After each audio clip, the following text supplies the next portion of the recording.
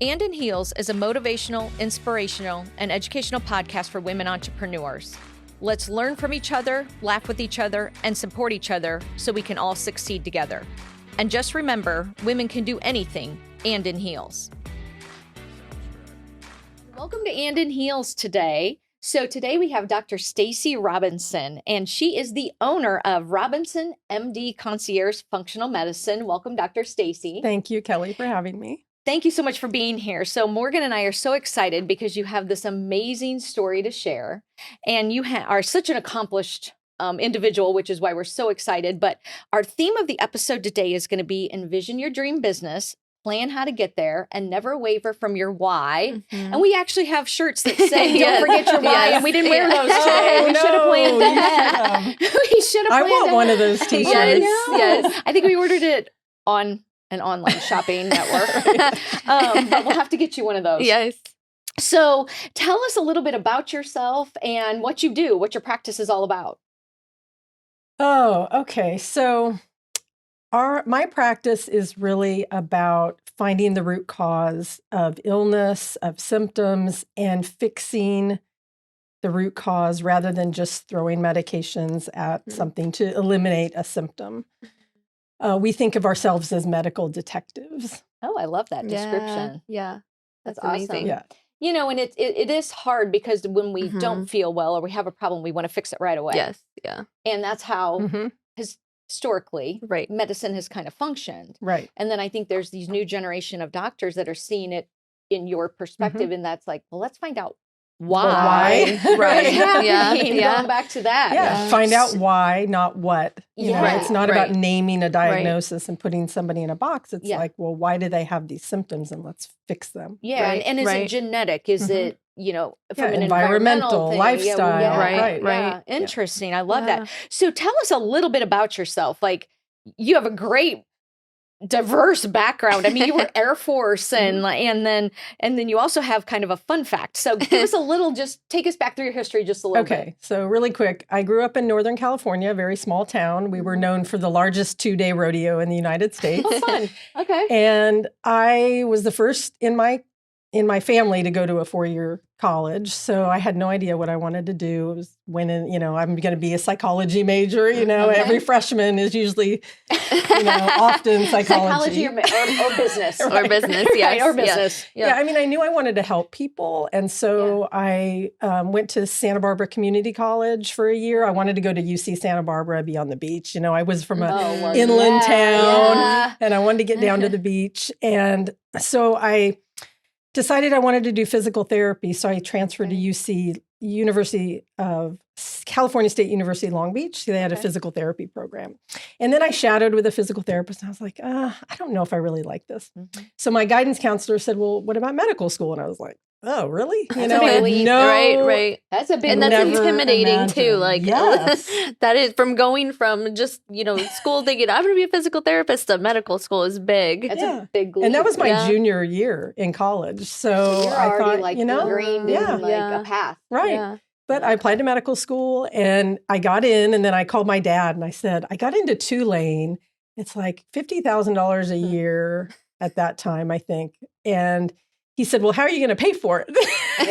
Because we were, I grew up in a middle class home. And so he was in the Air Force. So he said, well, why don't you do an Air Force scholarship? So I applied to Air Force, Navy, and Army. And I ended up choosing Air Force. And so they paid for my way through medical school. That's amazing. Full everything, which was just such a blessing. I mean, to not come out with debt, which most doctors come out with very large debt. Right. So I moved to New Orleans and went to Tulane. Wow, that was a big jump. Yeah, too. like we had a week off for Mardi Gras. And I was like, what is this? This is bizarre. And it's a real thing. Yeah, and then we had to evacuate for a hurricane. So it was all very all of the things that are totally new. Yeah. So Much I went different than Northern California. Right. I think, yeah. Yeah, so I went to Tulane, and then I did my residency at Travis Air Force Base, went back to California at Travis, did my family practice residency, and then I got stationed at MacDill. So I ended up here in Florida, fell in love with Everybody does. Yeah, and Everybody here does. I'm at the beach where I wanted to be. Fulfilled that prophecy, right? Very nice. And then you have a fun fact about yourself, so please share that. Yeah, I am a jock. I was the third. And you just don't. You're so polished and beautifully done today. I just don't see that, but I want to hear I was the third of 3 girls, and my dad wanted a boy, and they didn't know. They thought, they were convinced I was going to be a boy. They didn't have a girl's name picked out. I was Scott. So, you don't look like a Scott. No, I came out and they're scrambling for a name. And so he really raised me like very much like his boy that he didn't get, watching sports with him. And so I played a lot of sports in high school, basketball. Softball was my favorite. But basketball, we won state championship when I was a senior in high school. Very cool. We got to go play in Australia. So that's cool. And we were on a TV show in New York because we were like, it was when Hoosiers came out. Yes. And we were this movie, by the tiny town that beat this LA school. And so it was your story. We were Hoosiers. And so, but now I play softball on a tournament team. It's an over 50 team, and we travel and play in tournaments. You were so brave. I would be so worried about breaking something at this stage of my life. I think, like, oh God. Well, I will say I ruptured my spleen in a softball game because I dove for a ball. And that's my claim to fame, is rupturing my spleen and spending 5 days in the ICU after a tournament. Oh my gosh. Claim to fame. You bet. I wouldn't go up against you ever. So we have so much more to learn about you. And I know that you have some motivational experiences you want to share. So we really just want to hear from you. Like, what is that our listeners can connect to with you on that level? Let's hear about your motivational story. Oh my gosh, there's so many things.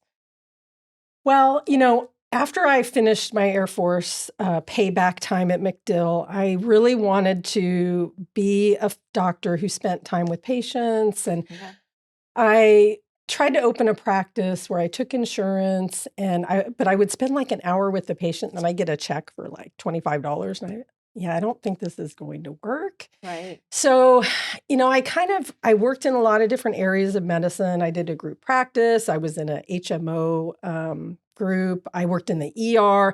It's like, what am I going to do? And then I heard about concierge medicine and I thought, this is really my model of being your doctor. And getting the insurance company out of the way, and just being a doctor for you and giving you the time that you deserve. So I opened a practice, a concierge medicine practice, but you don't learn about business in medical school. Isn't that a tragedy? Zero. Yeah. Yes. Or residency. Yeah. Well, back in the day, I was a commercial lender back in my 20s.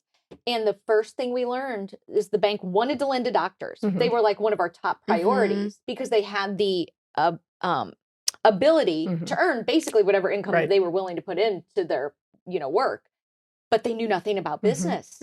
So they were our best customers and our worst customers at the same time. And so why medical school hasn't figured that out to this point? They might now. I mean, I went to medical school quite a long time ago. And residency, I think they're probably doing more of that, I would imagine. I hope. But, because that's not the first time we've heard it. It's multiple times. Right. Yeah. So I opened my practice. I'm like, okay, it's just me and my laptop and my checkbook. And I was sharing an office with another doctor. Okay, if we build it, they will come. And Field of Dreams. Yeah, it was like Field of Dreams story a lot too. Right. Yeah. Well, in Florida, nobody knew what concierge medicine was. So I really had to get out and educate people. Now, where was it popular when you heard about it? Or where was the it West Coast. Oh, okay. Seattle, California. It kind of started out there. So we were a little behind here. Yeah, we were a little behind. And so it was a lot of education of, educating people what it meant. What is it? Everybody's so ingrained in using their insurance that, I'm paying you to be my doctor. So it was a learning curve, and I just had no idea what I was doing. No idea. Like finances, marketing. Boy, hindsight's 2020, isn't it? Yeah. And then, but you got over the hump. Right. So at some point it caught on, you figured it out, and now today you own this thriving practice. So tell us, how did you get from that point of, I have no idea what I'm doing, Yes. To now, today. To now, yeah. I mean, besides a lot of time and blood and sweat and tears and years, but what were those kind of pivotal moments?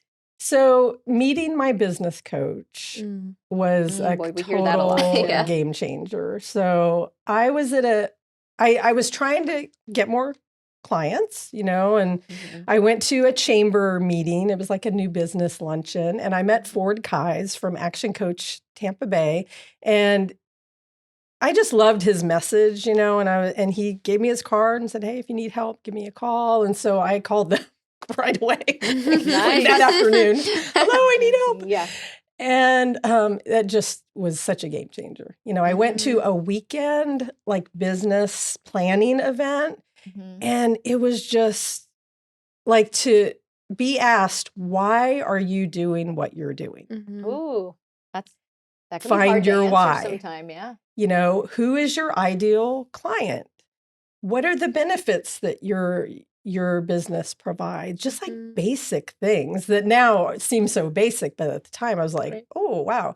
So I was immersed in this 2-day planning event. And then I started group coaching, and it just, I say it was business 101, and I am still with them. And it's been about 13 years. And it's funny because people will say, "You're still coaching? Have you learned anything? Haven't you graduated?" It's like, no, it's a lifelong, it's a lifelong process. And they also, various business coaches do the similar thing, but they always have a plan on where you're going. There's always still something that you can learn. And we were actually just at a business coaching event last week, and they were saying that, entrepreneurs, most of the time it's out of passion of why they created their business. But again, back to the point, they don't know always how to be a business owner. So there's always something to learn. And we see that day in and day out with what we do. We find through our digital marketing agency that we own together, who our best customers are? This is true. Who? Coaching clients. Yep. So if you are in coaching, you are our best customer as a business owner. Because you're more educated about business function. You're more educated about processes, systems, the need to work on your business, not in your business, and to let the functions of your business fall under the specialties. You don't have to wear all those hats. Coaching clients are by far our best customers because they're the most successful businesses too. We have found that over and over and over again. And we actually used that as a testimonial last week at the coaching event. I said, I just want to say, coaching businesses that come from these types of networks are our best customers because they learn the basics to how to run their businesses the most efficient and effective way. And they understand their role in the business. I think that's where some business owners get really lost. What is your role? Right. Your role isn't to be marketing, HR, Right. admin. Your role is to be a really great doctor. And to find other people who can do those things really well. And to put processes and systems in place to allow that to run smoothly so you don't get lost in it. That your culture and your vision are still there, but you're able to do what you want to do, which is be a really great doctor. Right. Yeah. One of the other coaching, when I went to that event, was envision what you want to build. And that was so hard. Go to the end and work backwards. And then you plan backwards. And, what I envisioned was a one-stop shop for wellness. And having that's a great positioning statement, right? That's a great value statement. I love that. Now that I am where I am, I'm like, oh my gosh, it's becoming a reality. What you saw. It's so How long? amazing. So 13 years, did you say about? Yeah. Okay. Well, I've had the practice for 15 years. I started coaching 1 or 2 years after I started the practice. But that's a message for everybody listening and watching today. It doesn't have to happen overnight, but that doesn't mean it's not happening. Right. I think sometimes we're so impatient as a society, we forget that it took you a long time to get here, but you're here. Yeah. So the reward was there. And along the way, you met milestones and benchmarks, and it began to happen, but it doesn't have to happen overnight. Right. That doesn't mean you failed or you didn't succeed. Yeah. It just meant you're on a journey. Right. And everybody's journey is different. Right. Well, and now that I'm kind of where I envisioned 13 years ago, it's like what's your new vision? Yeah, my coach, Barb Kai, she's like, you got to start dreaming again. Yeah. What's your new vision? Yeah. And think, 15 years ahead of now, what do you envision? So it's really, really incredible. That's it. And, for me, as stages of your life, that allows us for such freedom of thought because it doesn't restrict us to say, well, I made it. I'm done. Yeah. No, I'm here. you are so far from finished, right? Well, and I think that reminds people too, if they think that way, like it's never too late to start. Right. Because I think a lot of business owners that we speak to they get so caught up in the day-to-day and like, I have to do this, I have to do this, but you don't have to, you know, like if you're thinking long-term, it's never too late to start something new to get to that goal. And do the things that make you happy. You know, don't feel like you're trapped. Like if your vision would have changed along the way, that's okay. Right. You can, well, look how many times you had to like experience certain aspects in your life. Like when you were in undergrad. Yeah. Okay, maybe this isn't what I want to do. Well, let's try PT. No, that's not really what I want to do either. Okay, now medical school. Wow, big leap. But it was the right leap. But it was a major difference from what you went in. So it didn't mean you failed. It meant you found your path or your journey. So I know that you admire your coaches, which I totally agree with, by the way. I happen to know all of them and they're amazing people. But there's also some inspirational stuff we want you to pull us on the journey. I think your story is incredible too. Like you said, it took you all of this time to kind of pivot and figure out your path and know like, okay, I'm going to start a practice. And like you said, that was just, 15 years ago. So, and I think that's where, if you could kind of guide us on what kept you going during that time of like, I'm going to get there before you had a business coach on what kept you going every day. What was that inspiration? Well, I'll tell a story that is sort of is the answer to your question. So about a year and a half into opening my practice, I was sharing an office with another concierge physician, and he ended up leaving and just saying, here, you can have my office and my patients. And I was like, great. Wow. I got some more people and I didn't even have to bonus market. So he left and I had this little office and we discovered, I was on vacation. I was down in the Keys and I had one person working for me. And she called me up in a panic and said, there are bubbles in the wall. There was water damage. We had stripped the wall away and it was black mold, the whole entire wall. So we're like, I'm into this integrative medicine practice of wellness, exposing people to black mold. We've got black mold. So, oh, geez, we went to the landlord, and they were really not going to fix it in the way that they needed to fix it. Like the whole building needed a new roof and needed all these things. So after figuring out that they were really not going to do what they needed to do. Well, back up a little bit. I actually moved out of that little suite up into the landlord's office. He was a dentist. And it was the most like unprofessional looking thing. So me and my practice manager were in this big room, and it was just like they had this room that we used and all this furniture that just like didn't go together. And I had an examiner that didn't have a door because dentists don't have doors. And that's not awkward at all. To get up to our suite, it was like this narrow little stairway that was like a hazard for somebody like tumbling down the stairs. And it just was so like not ideal for a concierge medicine practice. I was ready to give up. I'm like, this is not meant to be. Yeah. It just is not happening. And like things are not falling into place here. No, not at all. I had my biggest month ever. People joining the practice, coming up the little narrow stairway, being in this room with no door. Like it just looked like a very, I don't know. I wouldn't have trusted it if I walked in there. And they were just signing up like biggest month ever. And I'm like, okay. So that was your sign. All right. This is my that sign. was your sign. That I got to keep going. Okay. So we ended up moving out in the middle of the night, like because the landlord wouldn't let me out of the lease. And we came in there on the weekend, moved all our stuff out into like my garage. And I called him up, and it was such a difficult conversation because most physicians don't like confrontation, I would say probably because, and I called him up and I just said, I can't do this anymore. I moved out, and I had to move everything out before I called him because he would have convinced me. Than it already was. Right.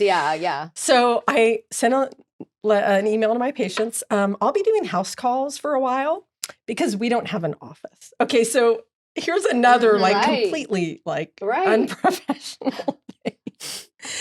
And one of my patients called me up and said, we have an office building. They own this huge high rise down in downtown St. Pete. And she said, we're going to help you out.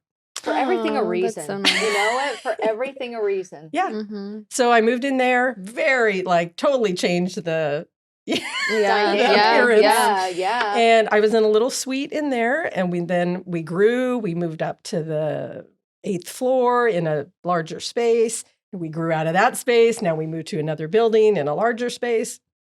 And it's just, I have 14, I think, employees now. Wow. Another clinician, and we're looking to hire another physician. So it's just blossomed. So when you thought it was over, I thought it was over. It actually ended up growing into something you could have never even imagined. Right. Yeah. So I guess the answer is, listen, trust, trust your instincts, your gut, your, this is a good thing I'm doing. Right. And, so does that answer the question? Yeah. I think it's continue on your journey, even when there's uncertainty and you may not have a space or what you feel is the right thing, but, continue on the path. And I think, the universe, the God, that's amazing. guardian angels, whoever you want to believe in, whoever is that belief for you, they have a funny way of directing us when we don't know where to go. Yeah. Or putting things in our lives that we would have. Had you not sent the email say, we're going to do house calls because we've had this situation with our office, you would have never known that person had this office building, and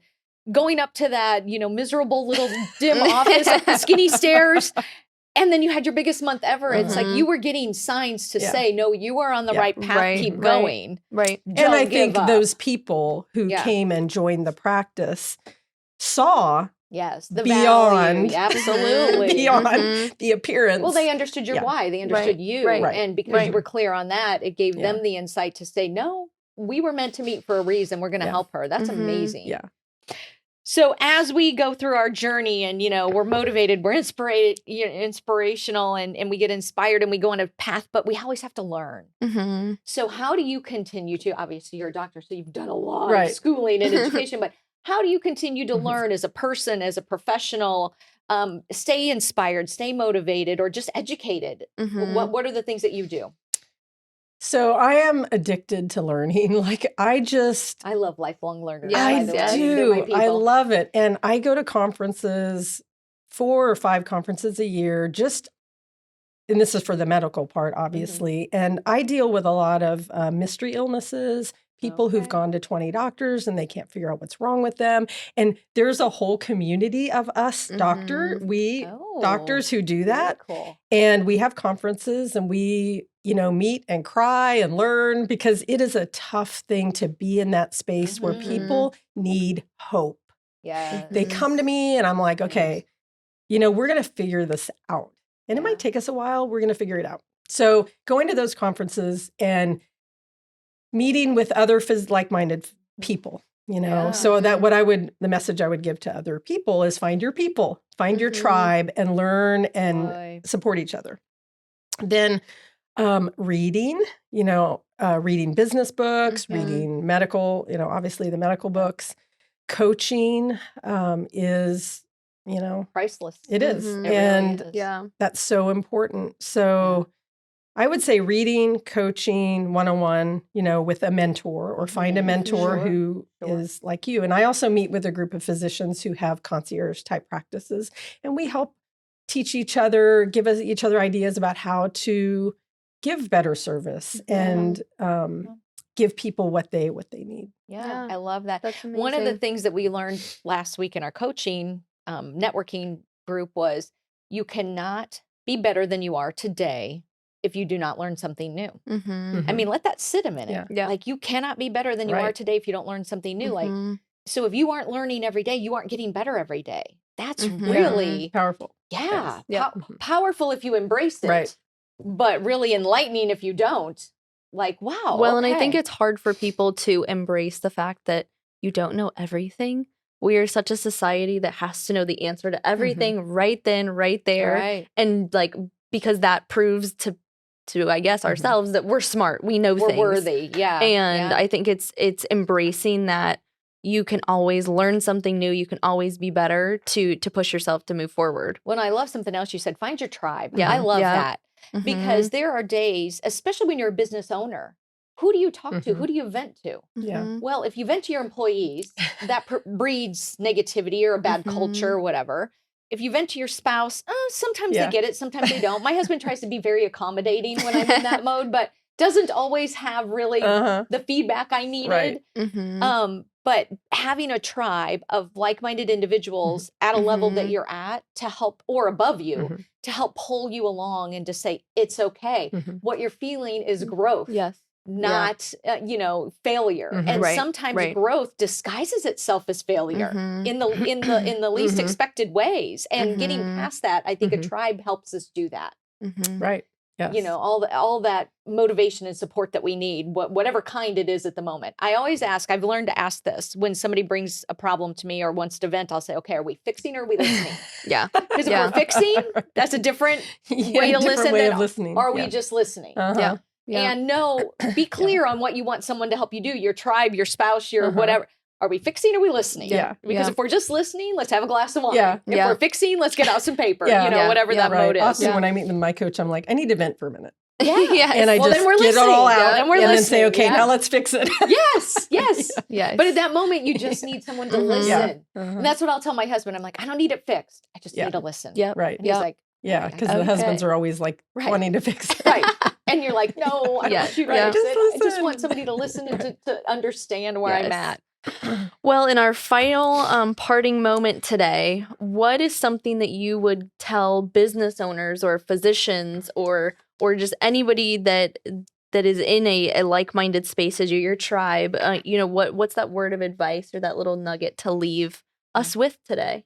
Yeah, so we've already said it, but we'll say it again. But know your why and envision your dream. And the book that really just if for those who are struggling with that, read The Answer. By, I'm going to write that down. John Assaraf and Murray Smith. It is the most amazing book. And it's a book about mindset and using your subconscious, the power of your subconscious mind to guide you to that vision. And I really strongly believe as a physician in the subconscious mind is much more powerful than our conscious mind. And so it's planting those seeds in your subconscious about what you want to create in your life. Love that. So that, and then plan. And that's where the business coaching comes in. Although it's not sexy or fun, planning is how you get to where you want to go. And so looking at the end and working your way back and looking at your 5-year plan and your 1-year plan and your 6-month and 3-month and your and 15-year vision plan, right? And then what do I need to do right this moment to move me to the next step? And so I meet monthly with my business coach. We do my action plan and figure out what are the most important things I need to do. The book for that is OMG WTF. OMG, what's the focus?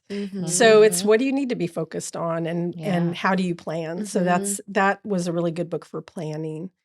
And it's fun to read. And every chapter has a little section of key points. Yeah. Love that. And we will share those 2 books when we post your podcast. We'll share those 2 resources on there so our listeners can go look those up. And can I say a little plug for my book? Because I always forget to mention my book. Absolutely. Yeah. So as I was doctoring, I would always find myself like doing the same spiel, you know, on all these different topics. And I would have handouts and I'd give them out. And I'm like, I need to put these handouts in a book. So I wrote a book. It's called, what is my book called? It's called Roadmap to Health. 7 Steps to Alter Your Destination. And it's about changing the course of where you're going so that you get to better health. And it's really like simple steps to better health. Okay. In a really realistic, practical way. So that's my tip for health. Love that. We're going to include all 3 of those that's amazing. With your resources. And the one thing you said, a dream without a plan is simply a wish. Mm-hmm. And so Mhm. follow Dr. Stacey's advice, create a plan, because you can dream us visionaries can imagine all we want, but if there's no plan to get there, it is simply a Right. wish. So Yes. follow her advice, make a plan, and go get your dreams and know your why along the way. Know your why. Thank you for being here. Yes. It was Thank you for absolutely having fun me. having Thank you here very today. much. Thank Thanks, you Kelly. so much. Thank you. If you enjoyed this episode, please subscribe. And just remember, women can do anything and in heels.